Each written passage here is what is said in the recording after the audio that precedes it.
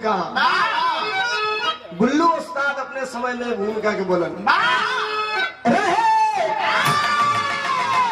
एक गांव में भाईचार और सबका भैया उत्तम रहा विचार। नारी घर में आई बदला संस्कार।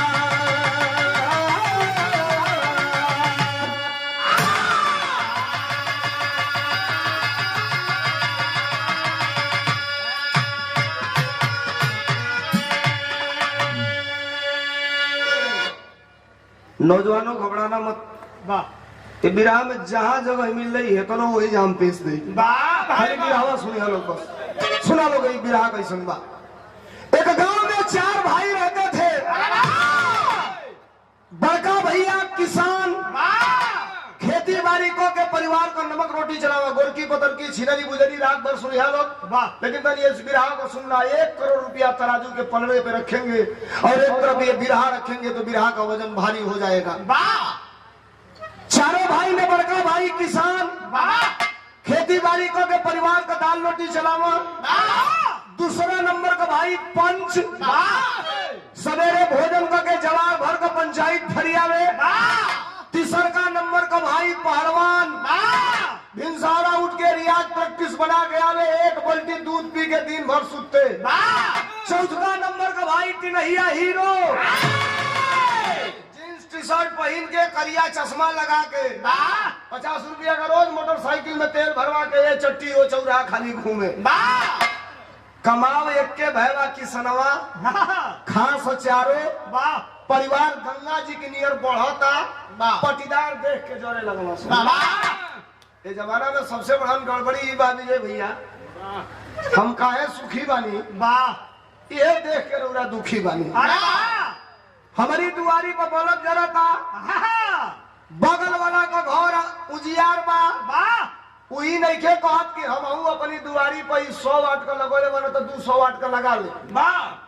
ये फेर में बा कि कब ई घर छोड़ के जाइए कि ढेला उठाई मारब वो बड़ा फूट जाई, न रही या न बोरी। पटीदार जोरे लगल सा, 2 गो मेहरारू गांव में के बोला के कहना सा कि घर में जा सा, एक उनके घर फोड़ा सा।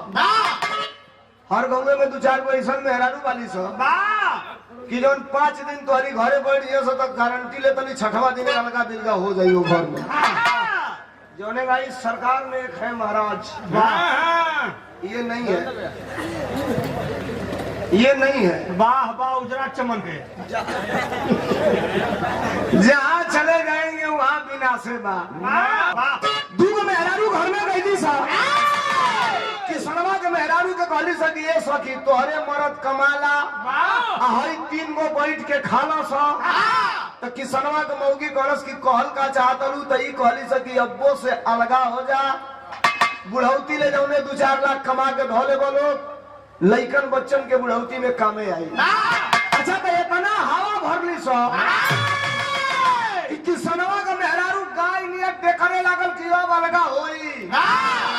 चैत का महीना बा, किसनवा गेहूं काट के आइल, खटिया पर सुतल, भोजन करके मेहरारू चलल, लेहरस 1 पसर हिमगंगे का तेल ले गई कपारे में धो के जब 2 बेर ठोकलस, 1 पसर 1 तारू में लगा के जब रगड़लस, दोनों ओर का ठंडई जब करेजा में गई तो किसनवा कहलस कि आज ले तो इतना बड़हन सुख हमके कबो मिलले नहीं खे। विराह में कैसे मास्टर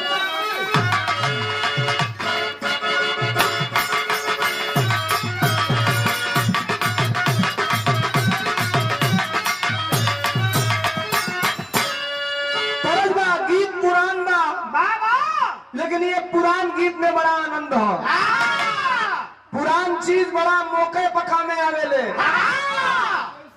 जैसे पुरान चाउर, पुरान अचार,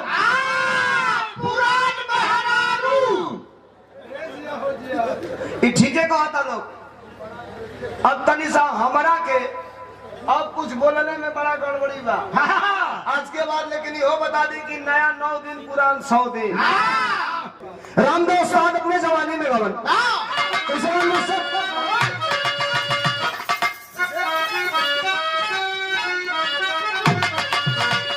गीत के गोरिया, हाँ गोरिया, अरे गोरिया मुश्किल है जीना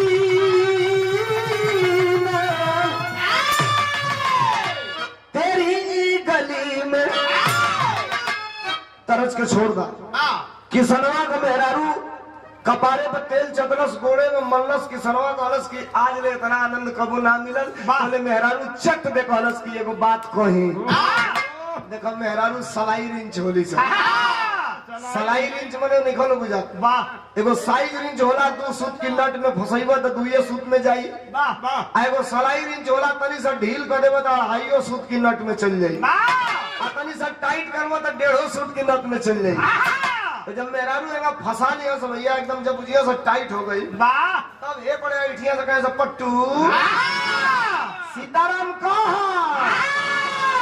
हे पड़े इठिया से पट्टू जाके अपने बाबूजी के 3-4 लाठी मारो। अब बूढ़ बाप दुआरी पे खोखत आई निकली कहो मर दो इज्जत बिगाड़ दिहला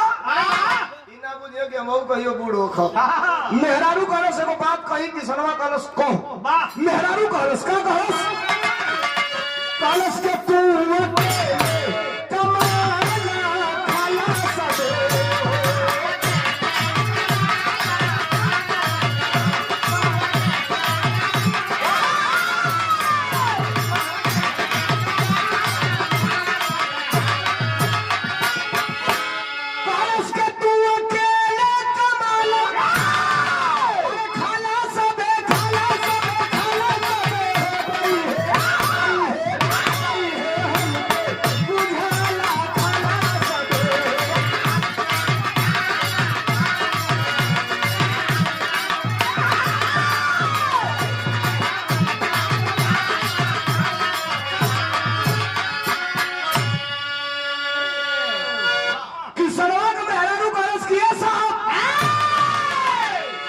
अकेले कमाला या तीनों जानी बैठ के खाला लो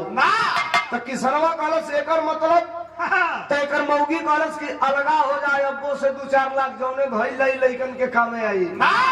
उठाल किसनवा कहलस खबरदार भाई में अलगा करैबू।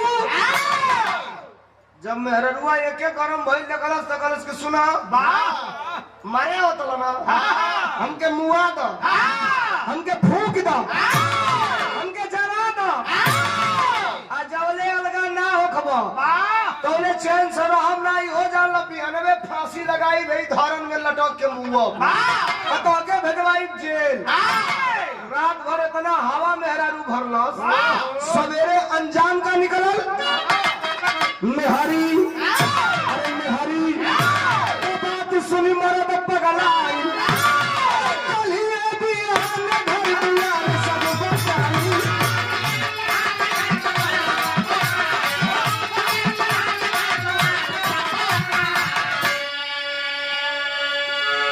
मेहरारू का बात की सलाम मान गई। सवेर भाई 7:30 बज गई कि सनवा चदरा ओढ़ के सुतल बात नहीं बिरहा यही जैसे दूसरे और हो जाए सुनल जाइए आप सब। सवेर भाई कि सनवा सुतल बा 7:30 बजे ले अब तनी सुनल जाओ बिरहा सुने वाले दोस्तों नौजवानों बुजुर्गों हाथ जोड़ के आपसे कह रहा हूँ इस बात को सुनिएगा। तीनों भाई उठला से कहला से कि 5 बजे भैया जागेलन खेते में जालन गोबर फेंकेलन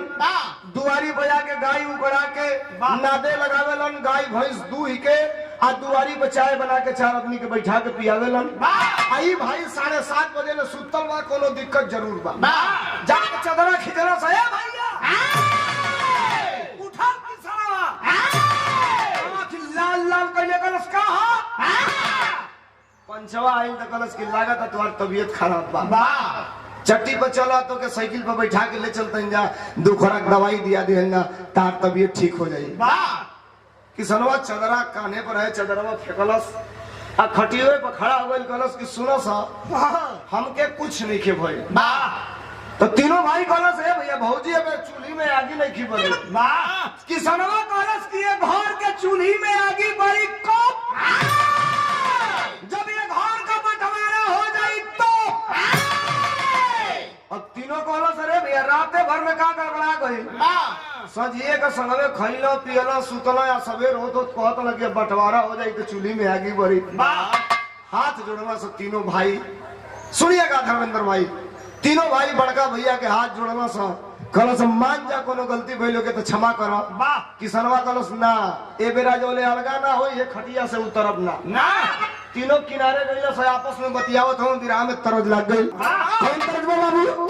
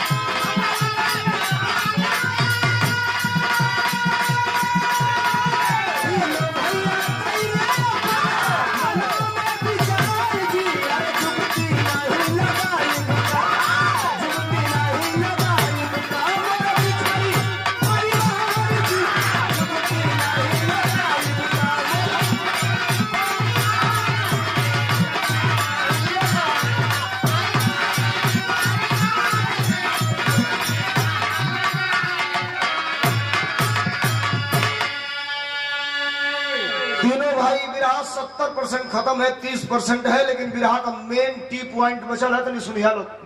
तीनों भाई आपस में बतिया ले सा कि कहीं ना कहीं गड़बड़ी बा कुछ ना कोई लई तो लागत था कि आज घर हमार फूट जाई घर फूटे या गंवार पहले का कहावत है कि घर का भेदिया लंका डाहे तीनों भाई आपस में बात करने के बाद अइला से किसनवा की लग गए किसनवा बैठल हवई चार पाई पर कहलस है भैया ना मन बा अलगा होई कहलस की अलगा जो ना होखत तो चार पाई से उतरब ना कहलस कि चलो बांटो बांटो अब जोनेगा तो के बांटे के बाद बांटो किसनवा कहलस एक कॉपी लाओ एक पेन लाओ सुनिया लो कॉपी पेन आ गई किसनवा लिख लिख बतावे लगल कि 5 गो कोठरी बा तो के दू गो दियाई के एक गो दियाई या के ओकरे एवज में पैसा दियाई 4 एकड़ खेत बा तो में कौने ना बताई लिखो सब फलाना के इतना दियाई ढेमाका के इतना दियाई ट्रैक्टर का पैसा कितना लागी के कितना दियाई के कितना दियाई अबे बांटते बात तौले पंचवा भैवा में से आगे आई कॉलेज किए भैया अब तो बताते बा घर बांट देबो रुपया पैसा बांट देबो खेती बाड़ी बांट देबो लेकिन ये घर में एगो ऐसा चीज बाकी जौन बटैबे ना करी किसनवा कलश की कौन ऐसा चीज बा कि ना बता पाई तो कहलो सी पंचवा के भैया एगो ऐसा चीज बा कि बतैबे ना पाई।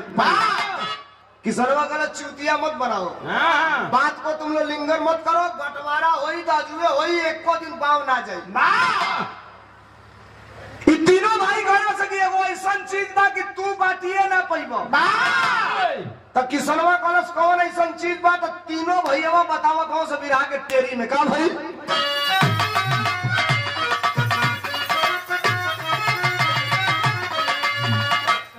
तीनों भाई वो पंचवा भैया से कहना सही सुना कि कौन सी बात ना बता पाई, क्या बताओ सर।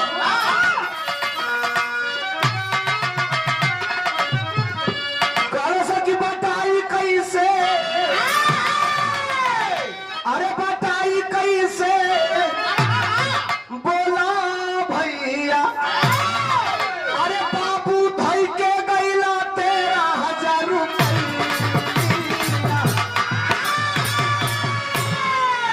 ए भैया बाबूजी के मुअले 6 महीना भइल। आज बाबूजी मुअला तू तो खेती बाड़ी में वाला पंचवा कलश की एगो बक्सा धइले रहल लोहा का,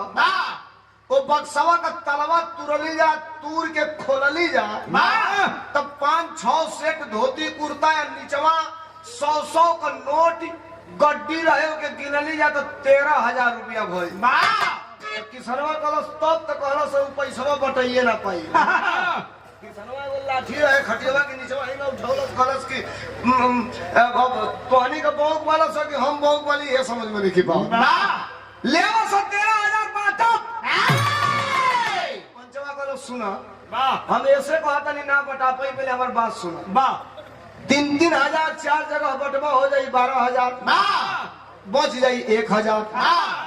1,000 के 4 जगह बांटे खातिर 2 गो 100 टकिया के 4 गो 50-50 का फुट करावे के पड़ी। तो जाके 250-250 बटाइया हमन का चाहतन जा कि बाबूजी का नोटिया फुट करावे के 9 पड़े, वही में से बराबर बटा जा। अब तो किसनवा का पारा गरम कलश के है, दिमाग खराब है तुम लोगों का। ये कैसे होगा तो कहना सहेगा हो ही सुना। अब तो अलगा होते बा, हम लोग को ना कहले कि तू एक में रहो के लिए कि रहीमन धागा प्रेम का मत तोड़ो चटकाई,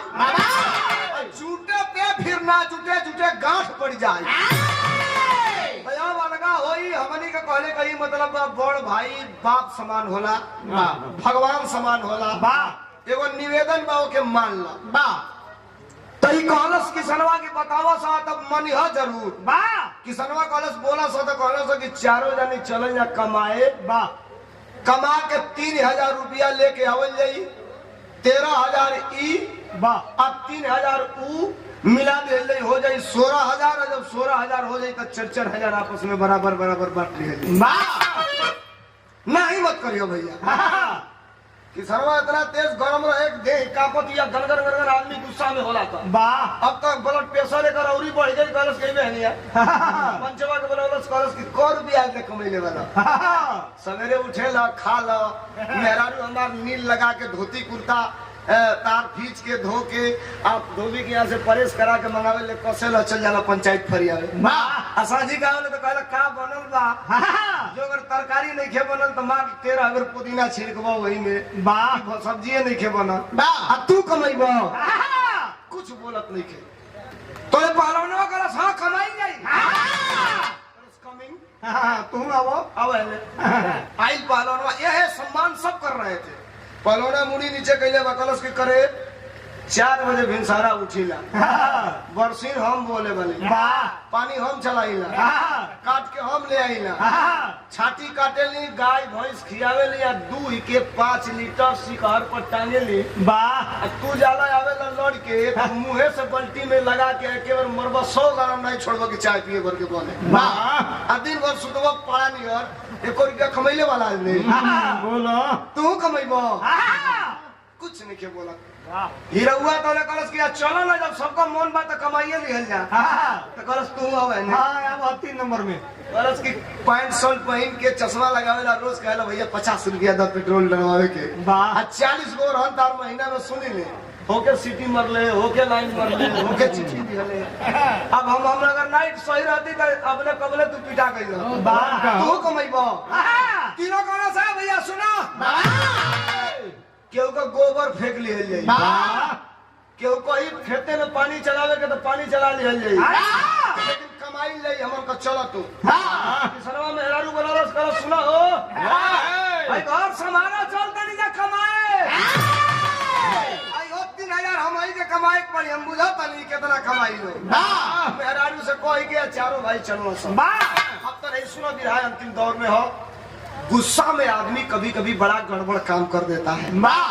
बिना खैले पियले बिना दतवन बरस को चल दिया सब। जेठ का दोपहरिया जब तेज घाम भइल त जितने तेज भूख लागल उतने तेज प्यास लागल। अब कहीं न हैंडपंप लौकता न कहीं दुकान लौकता, थैली में 10 रुपया हइयो नहीं कि कुछ किना के कोने का खाई ले। तब तक एक किसान पानी चला रहा था। पहलवा पानी चले नारी में, अब तो डिलीवरी पाइप में चला था। तो नारी में पानी चले, एक किसान पानी चला रहा था, नरिया एक जगह फूट गई है और नरिया फूटल रहे तो आधा पनिया दूसरे के खेते में बहत रहे। अब किसनवा का नजर नरिया पर पड़ गई, बस धोती उठा के अब वही नारी में लात डलस, अब माटी काट के मेड़वा बांध दिया। अब बढ़लस तो पनिया रुक गई, ये तने में जौने का खेतवा रहे पनिया चलावत रहे ऊ आ गई। कहला से भैया बड़ा बढ़िया काम कइला, हमार 2-4 घंटा का पानी बचा दिया। अरे वाह, कहाँ घर हो कहाँ जात लो तो कहलो समन के चारों जानी भाई है जा रुपया कमाए जाता नहीं जा। तो कहलो से भैया हमारे लिए तो कुछ बा नहीं कि तो के दे किसान आदमी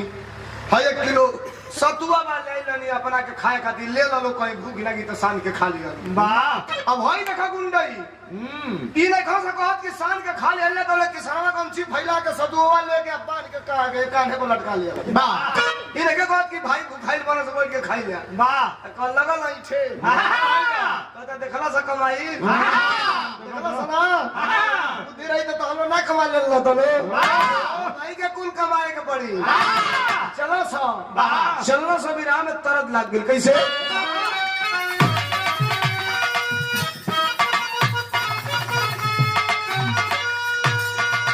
तरस तनी सुनल जा। बिरहा जगत में सबसे पहली लेडीज जो आई बिरहा गाने वाली, सबसे पहली लेडीज,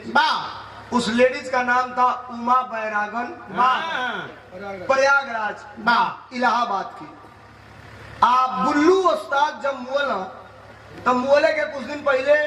जब लेडीजों का बिरहा में पदार्पण हुआ, अब तो बिना लेडीज के बिरहा में नहीं क्यों ना तो उस समय बुल्लू कहला कि मैं मर जाऊंगा, कान पकड़ रहा हूँ, लेडीज से बिरहा नहीं गाऊंगा, मेरा लिमोटा का रसोई ढीला हो जाएगा। तोले बिरहा लिखवाए वाला धोखा से उनका बिरहा लिखवा दिया ना सब वही उमा बैरागन से बनारस में। आज बिरहावा लिखोले रे उ कहल कि तनी तू आई हो लेकिन फरकले रहिया अपन साज बाज लेके। ई जब शुरू करी हो ओकरे बाद साज बाज लेके मंच पर आई हो तो के देख लिया तो गईबे ना करी हो। 11 बज गई, पब्लिक हल्ला कर दिया है चालू करो कब बिरहा चालू हुई।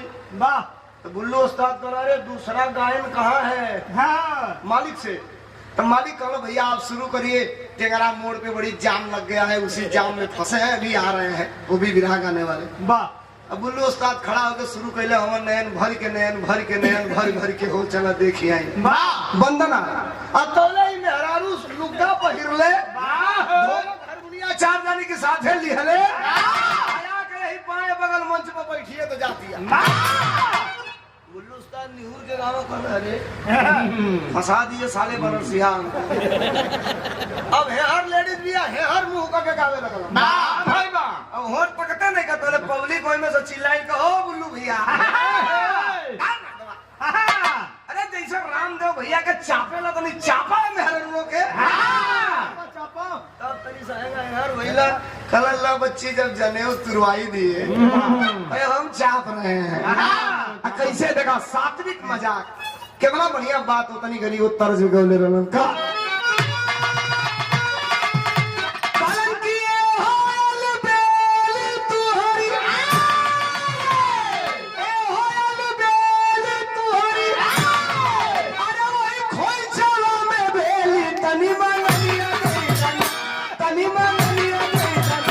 हमके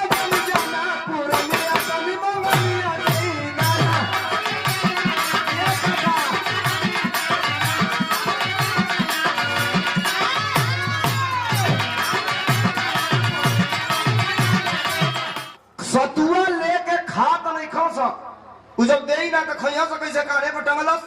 आ टांग के चारों भाई आगे बढ़लन विराह में भाव लगल कैसे चारों भाई तब कमाया के रुपया तब समैया तब समैया तब समैया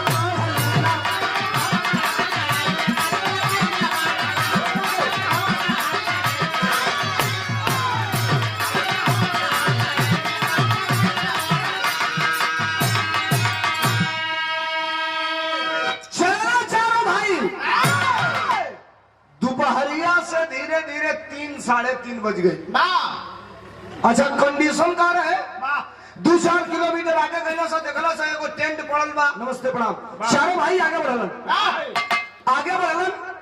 एक जगह देखला टेंट पड़ल बा चारों तरफ 10,000 का भीड़ है। जाके पता लगवला से कि कैसन भीड़ है। ये लोग के ही बुझाइल कि पानी पिए के चलत होई भोजन वोजन मिलत होई भूख तो लगले बा।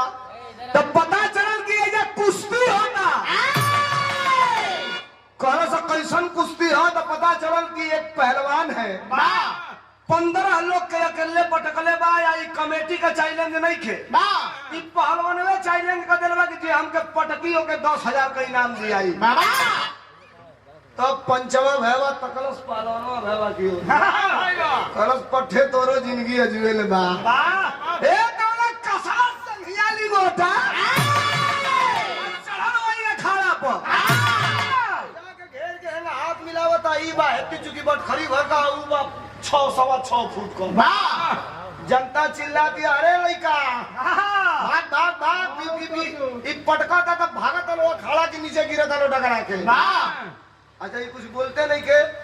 अबे ई घेरलस तोले ओकर चेला चांद को चढ़ गेलस होला इनका कुश्ती में वाह कौन सा हट बोले हमसे लड़ ओकर हमसे का लड़ बरे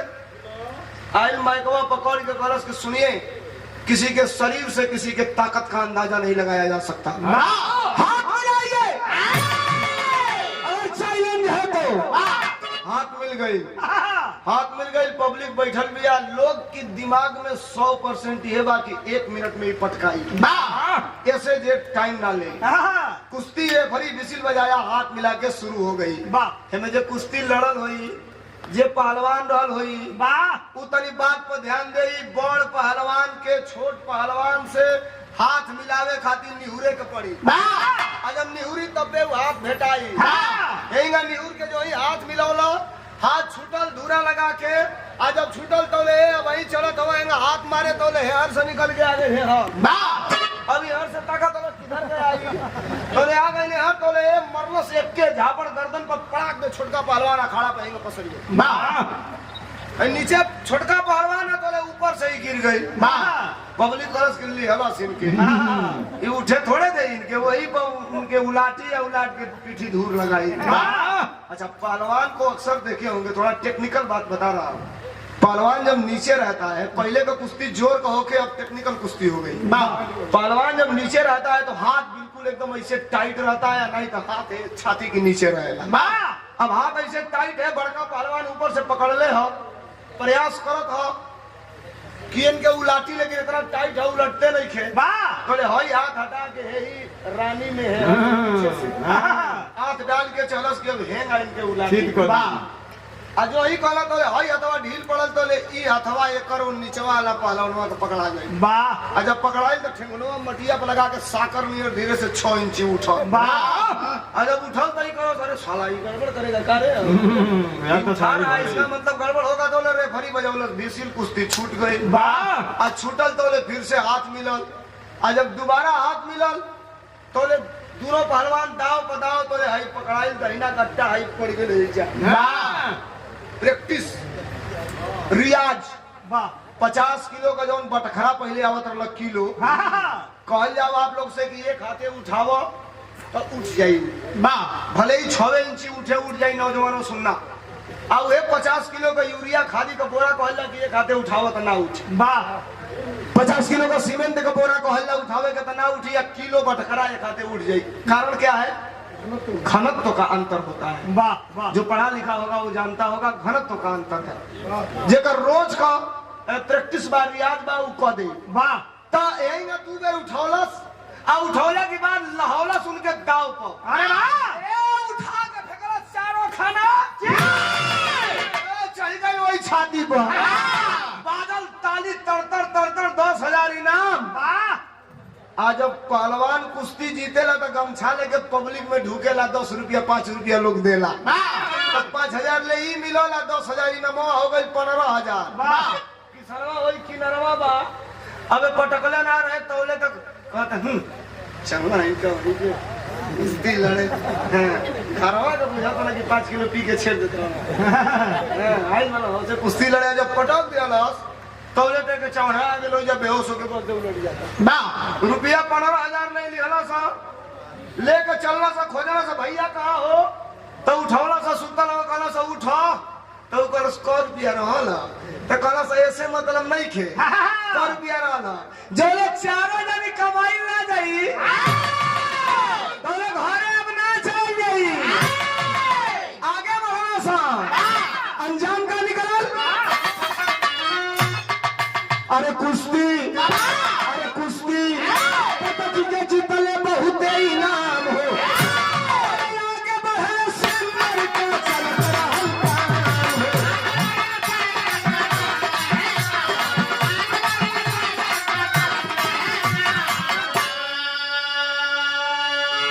अब रात हो गई बिरहो अंतिम हो गई बस। सुनिया लोग मेन पॉइंट बिरहा का बचल हो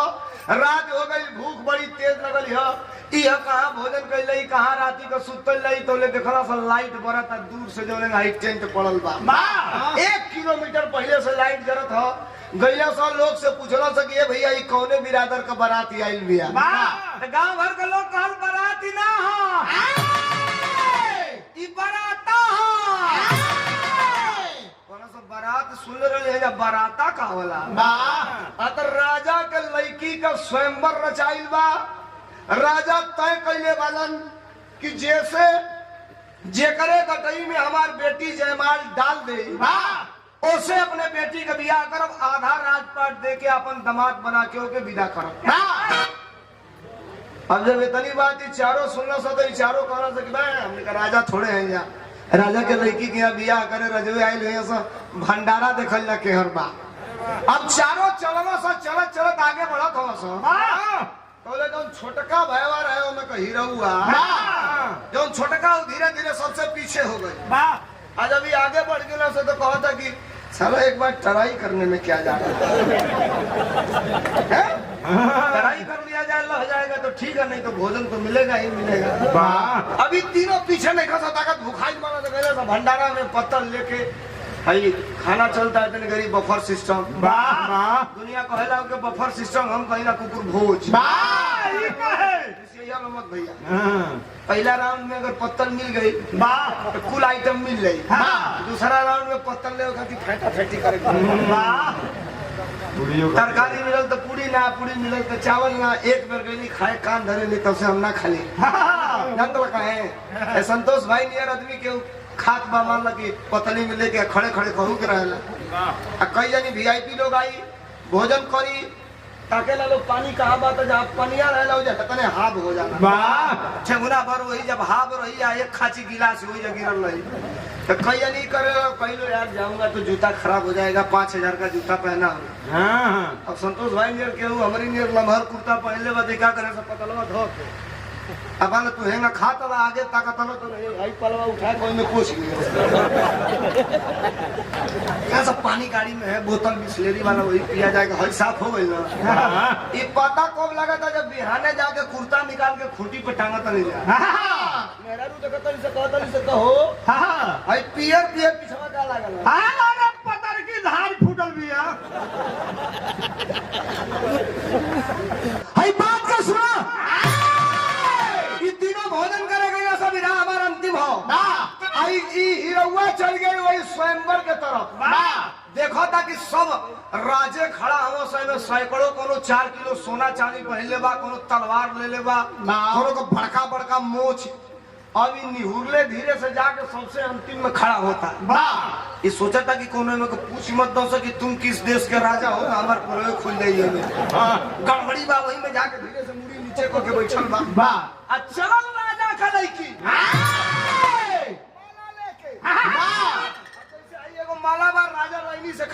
अब कुल राजा एकदम अपने आप के स्मार्ट बने कभी कोनो हल्का हंस रहा है कोनो मलवा निकाल के आगे करके दिखाओ ताकि काले नहीं हम फिर सोना पहले वाली हमके डाल दे कोनो मोछ टाइट करो ताकि हम कड़क मोछ वाले हैं हमको डाल दे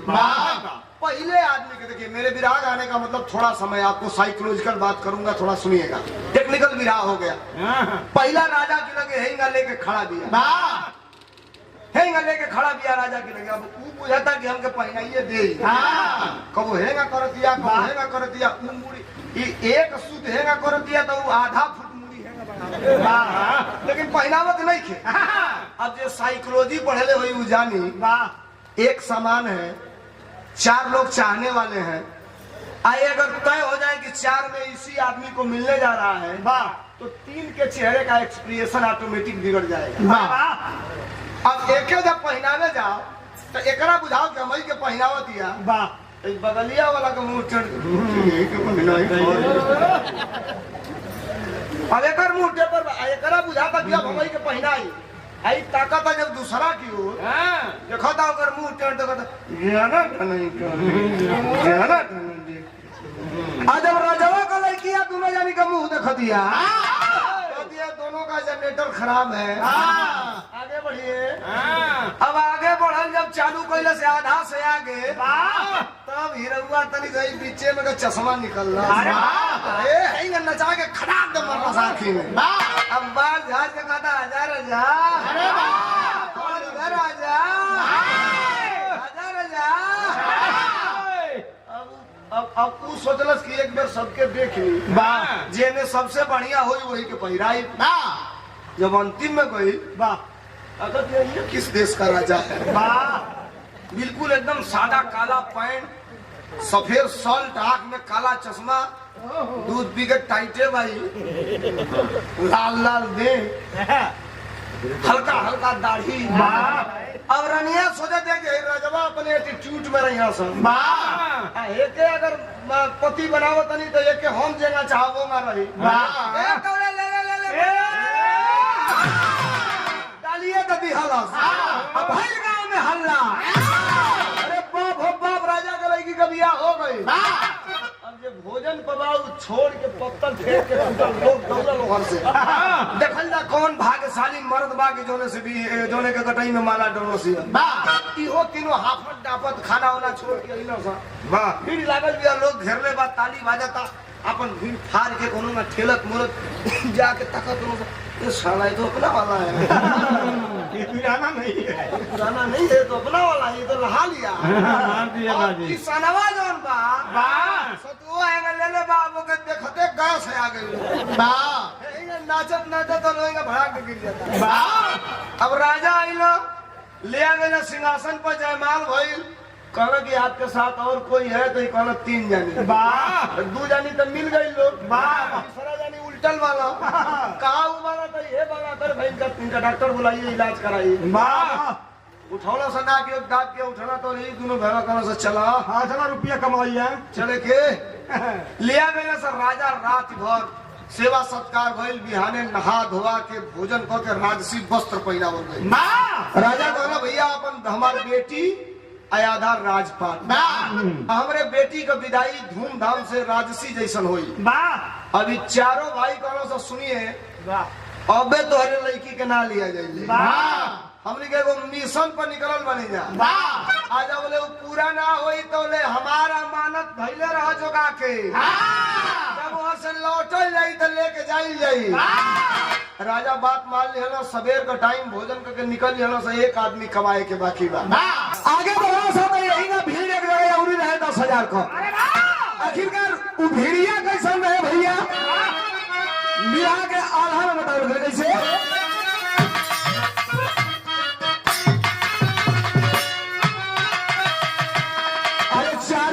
से फसल रहे यही जब विराह का अंतिम निचोड़ मिल गई 4 दिन से फसल रहे जापानी चाय की भैया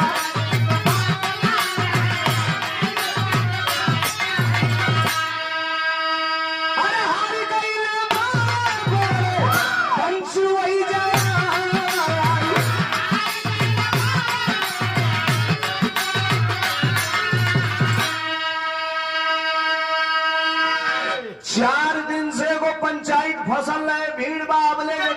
सुनल। अंतिम दौर में बिरहा है, आवाज ना हो आप लोगों का। बिरहा का मेन बात सुनिए। 4 दिन से पंचायत फसल रहे, चारों महीना से कहना से कैसन भीड़ बा, तो लोग कहल कि एगो पंचायत फसल भी है, 4 दिन से फरियाते नहीं खे। अब पंचवा भैवा में कहलस कि कैसन पंचायत है, तो लोग कहलो मुखिया जी बैठल कुर्सी पर नहीं से पूछा हुए बताई। हाँ, पंचवा जाके कहलस कि नमस्कार मुखिया जी। मुखिया जी कहना बताइए आपका परिचय। तो कहलस कि हम हल्लुक पातर पंचे हैं। तो कहला बताइए क्या क्या आदेश है, तो कैसन पंचायत में हम चाहत नहीं फरियावन। कहले भैया 4 दिन से ही पंचायत फसल भी अब फरियाते नहीं खे। तो पंचवा कहलस हमके बताओ हम फरियाई। तब मुखिया जी कहला कि आगे है जो 2 जानी बैठल वालो, मोट मोट 2 गो बनिया बिरादरी के आदमी बैठल वालो। कहलस कि मुखिया जी कहला कि जब दोनों जानी आगे बैठल वालो, ये दोनों जानी बिरादर हलो, बनिया जात का बनिया हलो। आ यही 2 जानी में पंचायत फसल बिया। दिमाग हमारी ओर तो नहीं, पंचायत सुना लो देखा लो पंचायत। तो मुखिया जी कहला यही दोनों जानी में पंचायत फसल बा। तो पंचवा कहलस कैसन पंचायत बा बताई। तब मुखिया जी कहला कि एक जानी कहता कि 20,000 इनके देले बानी। आई कहता कि 20,000 ले ही नहीं खी। देने वाला के लगे कोनो सबूत है ये नहीं खे। लेने वाला को कहता कि हम ले ही नहीं की, कोनो प्रमाण होखे तो बताओ। अब रउरा ये बताई सबे इतना लोग बैठल बा, हम यही जा मायके में हल्ला करके कही कि संतोष भाई प्रधान जी के हम 1 लाख रुपया देले बानी। मान लिया हम कह दिली कि हम 1 लाख रुपया देले बानी। आई कह कि हम ले ही नहीं की। तो लोग पूछी न कि कहाँ देले वालो, के करे सामने देले वालो, के देखले बा, कैसन पैसा हो। तो जब भी हमारे लगे प्रमाण नहीं के तो मुँह से कहले से तो मना ना जाए। ऊ कहे 20,000 देले बानी, ये कहे 20,000 ले ही नहीं खी। 4 दिन से पंचायत फसल पिया, 1 कोठरी भेली हमार पानी पियत में खत्म हो गई, पंचन के पानी पिया। पंचवा गलत बस इतने पंचायत बा, ये पंचायत हो।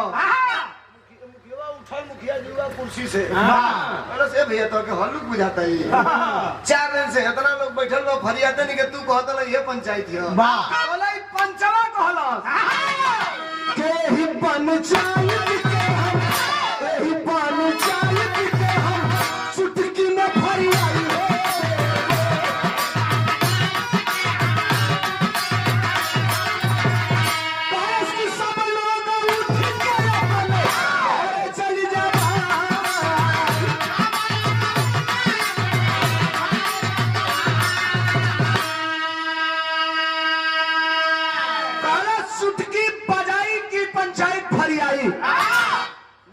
भैया के फरियाद देता तो 4 दिन से हम पेराते वाली कहां से ही पंचायत अपनी जिम्मे ले ले कॉलेज की पंचायत फरियाई कब, जब गांव भर के लोग उठ के घरे चल रही तो काका के जाने रहना लौर ले रहना गोजी 6 फुट का। काका के लिए पीछे रहना आइला दौड़ के आगे मान सारे के पागल कहां से आ गए। कहता गांव भर घरे चल जालो तो पंचायत फरियाई। ए आदमी के पीछे फरियाला की अकेले में फरियाला। हाथ जोड़लस पंचवा कहलस कि आप लोग से एक निवेदन है, 1 घंटा के लिए घर जाइए, आइएगा। अगर पंचायत ना फरियोले हो खब तो यही पेड़े में हमके फांसी को लटका दियो, एक बेर आह ना करो। गांव भर कहल कि चलो भैया लइकन से भेंट भइले, 4 दिन हो गए, गोरू चौगन के मुंह देखले। गांव भर उठल चल गए घरे। मुखिया जी कहला कहो पंच भाई, गांव भर के तो घरे भेज दिया। पंचायतिया कोने का फरियाई कोने का फरियाई कहलस कि सुना हम पंचायत फरियाओ तनी। कहलस मुखिया जी पहला काम ये करिए, सबसे पहला काम कि दोनों जानी के उठा के 2 गो कोठरी में बंद करो। देखो पंचायत देखियो लो पंचायत भैया तनी चाय मंच पर भेजवा दिया लो, घर मालिक चाय भेजवा दीजिएगा। पहला काम ये करो कि दोनों जानी के उठा के 2 गो कोठरी में बंद करो। मुखिया जी उठौला, दोनों जानी के 2 गो कोठरी में बंद करवा दिया। कहलक दूसरा काम ये करो, गांव में 40 से 45 किलो का लोहा का चाहे काठे का सनूख मिल जाओ बक्सा, तो 2 गो बक्सा मंगवाओ। मुखिया जी अपने घर के लइकन के कहना कहीं से जुगाड़ करके 2 गो बक्सा आई। मुखिया जी कहला और तो कहलस कि 2 गो 13-14 साल का लड़का बोलो अब पढ़ल लिखल गांव में से खोज के वो 2 गो लड़का आ गए सब। मुखिया जी कहला और कुछ चाहिए, तू पंच हो कि व्यापारी हो मर्द लगल सामान मंगावे एकरा पंचायती से का ले के बाद कहलस कि सुनी घबराई मत हम फरियावत नहीं कहलस कि 2 गो कॉपी या 2 गो पेन 2 गो कॉपी या 2 गो पेन आ गई। अब कहलस की देखी गांव भर अपनी घरे बा 4 आदमी खाली बोलाई हमके गिन के आज 1 घंटा की बात गांव भर के बोलाई 4 आदमी आ गई। ये चारों आदमियन से कहलस कि ए भैया हई बक्सा यही जब सेंटर बना के 1 किलोमीटर पूरब एगो बक्सा रखाओ पंचायत सुनिए 1 किलोमीटर पूरब एगो बक्सा रखाओ 1 किलोमीटर पश्चिम एगो बक्सा रखाओ। हम जहाँ बानी यही से 1 किलोमीटर पूरब पश्चिम बक्सा रखा गई। चारों जनी से कहलस कि यही जब बैठलो हम बताओ तनी दोनों लड़कन के लिए एगो लड़का के कॉपी पेन एगो आ एगो लड़का के कॉपी पेन एगो कहलस कि बच्चा पर पेशाब कहलस हे सनुखी में बैठाओ तनी बैठ जा सब बोली हा समत तनी का एकदम बोली हा समत ना हिलिया सटोलिया सब आ जवन बात ये अपने काने में सुनी हा सब वही बतिया के पेनवा से कॉपिया पर लिख दिया एगो बक्सा में एगो लड़का के बैठौलस एगो बक्सा में एगो लड़का के बैठौलस आई मुखिया जी की यहाँ कहलस कि दोनों जानी के खोल के निकाला कोठरी में से ये दोनों जानी निकल लो आई मोट मोट शरीर 85-90 किलो के खुदे दोनों जानी के बाद अब चारों आदमी से कहलस कि 2 आदमी इनके साथ जाइए पश्चिम 2 आदमी इनके साथ जाइए पूरब सुना लो सिपाही भैया लोग कबो कबो अधूरा जाले पंचायत है देखो पंचायत कौन का फरियाता आई दोनों जानी से कहलस कि भैया एक जानी की कपारे पर उठा दियो और एक जानी की कपारे पर उठौले के बाद लोग के साथे मत रही लो तो लोग दूसरे पड़े आ गए लो ये दोनों जानी से कहलस कि खबरदार वो बक्सा कहीं रास्ता में धरे के नहीं के सीधे तो के ले आवे के बाद आई नहू के ले आवे कपारे पर उठा दियल गई 40-45 किलो का बक्सा 13 साल का लड़का का हल्को वजन होई तो 25 से 30 किलो ऐसे कम ना होई तो 45 किलो का बक्सा या 30 किलो का लड़का हो गई 75 किलो महीना जेठ का दोपहरिया गर्मी को हतिया आज नहीं पड़ो तो कहियो पड़बे नहीं करो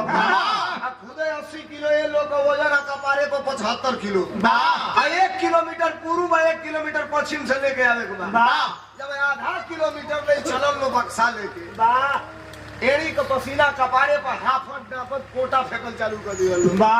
अभी दोनों जने ये सोचता लोग कि कहीं रख के सुता लेती जा लेकिन वो तो शर्त रहे कि यही जलने आवे के बाद अक्सर आदमी अकेले रहता है तो कुछ बरबराना चालू कर देता है सही बात बोलता है पूर्व वाला जब आधा किलोमीटर से आगे चलो कांच लाग गई लोग लेले बात तलबला जाता योग गिर जाई कहता सोचले रहनी हो कि आज अगर 20,000 वाला दे दे 4 दिन से पंचायत हो दिया लेकिन जब वही गंजन सोई लिया नहीं तो ले ले तो बानी 20,000 लेकिन दे ही भी एको चवन्नी नहीं अब पश्चिम वाला जब आधा किलोमीटर से आगे चलो पसीना पसीना दे बुझाता कि अब नाच के गिर जाई कहता हे भगवान सोचले रहने कि आज छोड़ दे 4 दिन में तो हम कितना 20,000 कमा ले रहते लेकिन जब वही 80-90 किलो कपारे पर ढोल है नहीं तब 20,000 में 20 पैसा छोड़ा बोला नहीं इतने कहत में दोनों आ गई ना बक्सा उतरा के धरा गई एगो होने बैठल बा हाफता वही में एगो हर हाफता मुखिया जी से कहलस गांव भर को बुलाइए गांव भर आई अच्छा 4 दिन से जब पंचायत फसल भी लोग आई तो लोग व्याकुल रही कि का भइल पंचायतिया हो कभी खड़ा भइल कलस की देखिए पंचायत तो फरिया गई बा फैसला आप लोग के करे के बा एगो कलस करे भाई ते तो ये चुटिए बना दिया फैसला जब हमनी के करे करे तो से काहे के फरी होती है कलस की नहीं पंचायत साफ कर रहा हूँ डिसीजन आप लोगों को देना है तो खोलस दोनों बक्सा निकलस दोनों लड़कन के उनमें से अभी दोनों कहता सारे अनेरे भारी भाई कठवा कर रही तो हल्लुक तो समझ नहीं आता यही में ये जिन जानवर बढ़ गया अब निकाल के पूर्व वाला लड़का से करस की बेटा पढ़ तो कॉपी खोल के कहता कि सोचले रहनी है कि आज 20,000 दे दे, लेकिन जब हई दुर्दशा सोई नहीं तो 1 रुपया दे वही नहीं। पश्चिम वाला से कहलस बेटा ते पढ़, तो पढ़ता सोचले रहनी है कि आज छोड़ दे 4 दिन से ही पंचायत होता, लेकिन जब हेतना गंजन सोई लेनी तो 1 पैसा छोड़ब ओड़ब नहीं। पंचायतिया फरिया गई।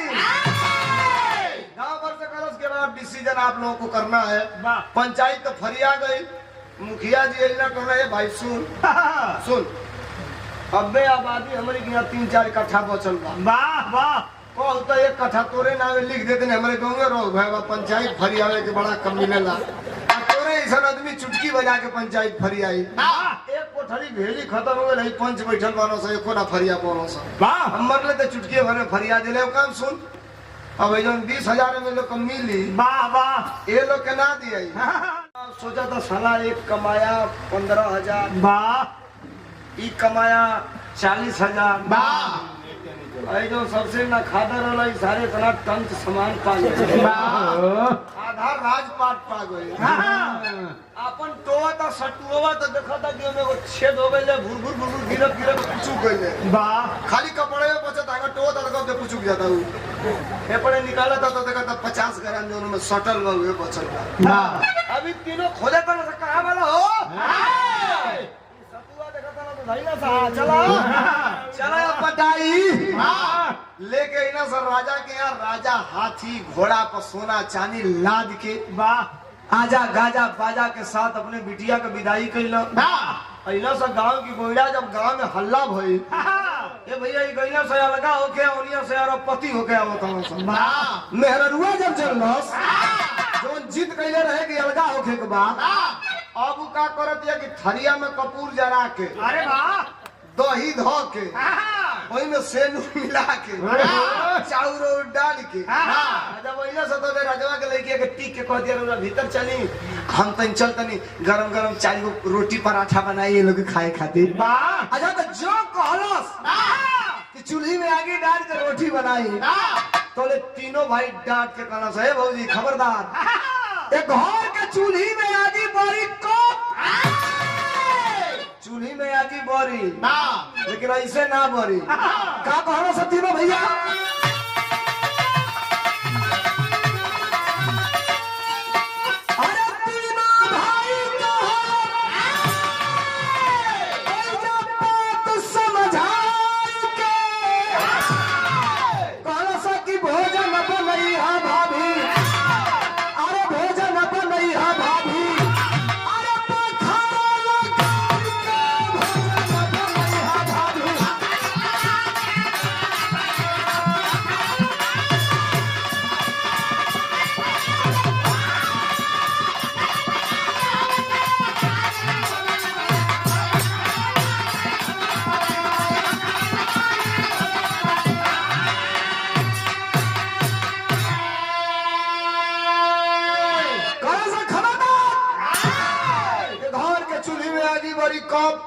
जब एक घर का बंटवारा हो जाई तो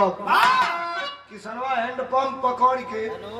कोले का डंडा पकड़ के मुड़ी पटक के रोता कि मेहरारू के चक्कर में पड़ के राम लक्ष्मण भरत शत्रुघ्न जैसे भाई से हम अलगा हो गई और सबसे खाले सारे हमारे लोटा गिर गई। 1 किलो सतुआ मिलल वो घरे आवत आवत 50 ग्राम बचल बा सब करोड़पति होके रोज बा भोकार छोड़ के तनी सुनिया विराह का अंतिम लाइन हो। तीनों भाई 15 मिनट ले देखला सा कि रोवा था किसनवा धर्मेंद्र भैया सुनिया तीनों अइला सब बाई पकड़ के उठौला सा आ धई के कवारी में पकड़ के इहो भोकार छोड़ के रोवे लगा। मन हल्का भई वाह तो कहला सा ए भैया इस सारी संपत्ति सारी प्रॉपर्टी बाबूजी के मर गेले के बाद माई के मर गेले के बाद वाह हमन के तो आगे बाप समान भाई बाप समान समझत रहले जा तू ही मालिक रहला कहला अलगा होके के अलगा होता नहीं जा अब तू बैठ के रोवत ले एगो बात जान लो कालियो तू एक घर का मालिक रहला आजो तू ही एक घर का मालिक रह कहीं बाबूजी 13,000 रुपया धोके नहीं मुँह ना खाए के ठिकाने ना 13,000 रुपया कहाँ से धोके मुँह इस साबित करे के रहला बढ़िया लगी तो ताली चाहत इस साबित करे के रहल ह कि के करे अंश से परिवार के लोग के 2 वक्त का रोटी मिलेला केहू नहीं जानेला।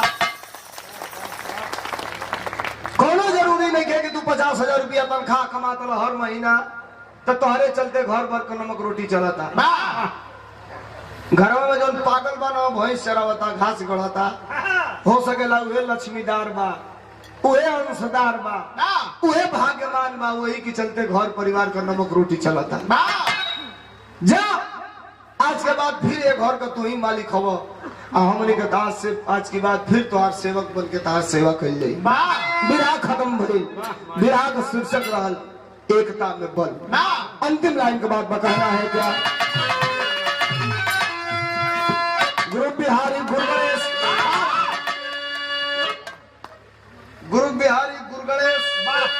गुरु बिहारी के घरे अंश से मिलेला घर में दाना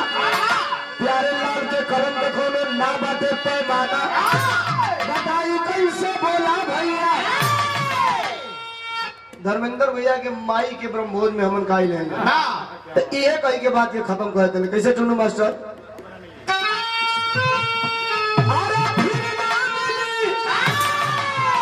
जिंदगी में धर्मेंद्र भैया सब कमा ले सब मिल जाये। अरे फिर ना कम करो यार इतना तेज हारमोनियम है कि अरे